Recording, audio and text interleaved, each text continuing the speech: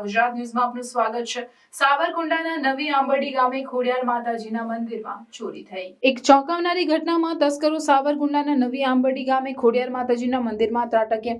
આ ઘટના રાત્રે મોડા સમયે બની, જ્યારે 3 તસ્કરો મંદિરમાં ઘૂસ્યા અને મૂર્તિ પર રહેલા કિંમતી આભૂષણોની ચોરી કરી। ચોરાયેલા આભૂષણોમાં 2 સોનાની નથ અને 1 સોનાની બુટ્ટીનો સમાવેશ થાય છે। આ ઉપરાંત તસ્કરો મંદિર પરિસરમાં પાર્ક કરેલું પૂજારીનું બાઇક પણ લઈ ગયા।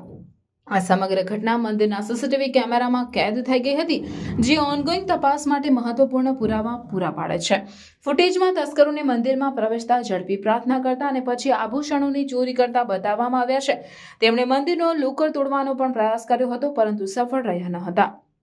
ચોરીની જાણ થતાં જ મંદિરના અધિકારીઓએ તરત જ સાવરકુંડલા રૂરલ પોલીસને જાણ કરી। પોલીસ તાત્કાલિક ઘટના સ્થળે પહોંચી અને સઘન તપાસ શરૂ કરી। તેમણે ચોરીનો ગુનો નોંધ્યો અને આરોપીઓને પકડવા માટે જોરશોરથી કામ કરી રહ્યા છે। આ ઘટનાએ સ્થાનિક સમુદાયને હચમચાવી દીધા છે અને વિસ્તારમાં વધતી જતી ચોરી અને લૂંટની ઘટનાઓ અંગે ચિંતાઓ ઊભી કરી છે।